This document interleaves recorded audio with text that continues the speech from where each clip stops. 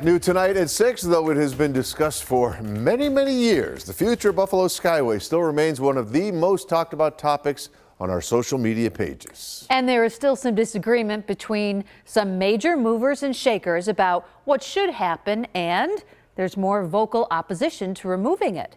Our Dave McKinley kicks off a series of reports on the subject tonight with the great debate in the sky.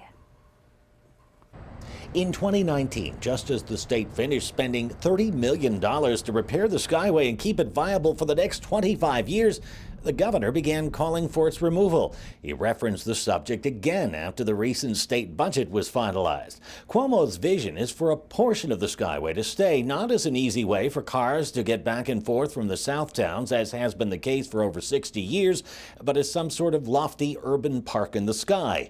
He even held one of his contests, awarding hundreds of thousands of taxpayer dollars in prize money to produce a design that may or may not ever come to fruition. The state of New York is not going to tell us what to do.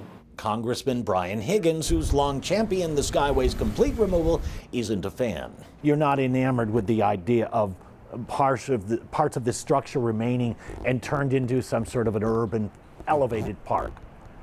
I'm for creating a stunning transformation at the Outer Harbor. Interestingly, the same phrase Cuomo is fond of using, which is impossible right now because of the elevated section of Route 5 and the Skyway. Would it be possible with an elevated urban park in your mind, or no?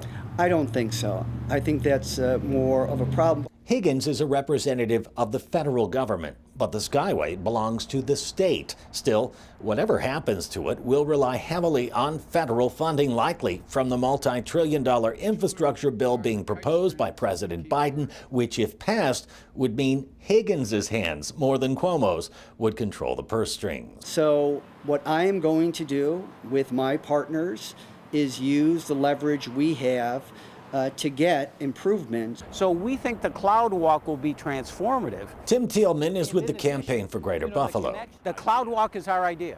Okay, well, we are the Cloud Walk. No, Governor Cuomo's idea. He invented it. He had the contest. Well, you know what's interesting but you're good with that. We're fine with that. So long, he says, as we don't miss what he calls the big picture, which in his mind is not over here, but over here. That's part of the big picture. 12 acres of land, currently populated only by parking lots and bridge pylons. This is, number one, the most historic place in Buffalo. Which was once part of Buffalo's Canal Town district, vanquished about 70 years ago in the name of progress. Every single house, every single business wiped off the map, and it began with demolition in 1950 for the Skyway. Thielman led a group which filed a lawsuit a generation ago to save the historic terminus of the Erie Canal from being lost forever, which eventually gave birth to the Central Wharf and canal side. All of these viaducts and bridges, they're all related to the Skyway, which is blocking downtown Buffalo from the water.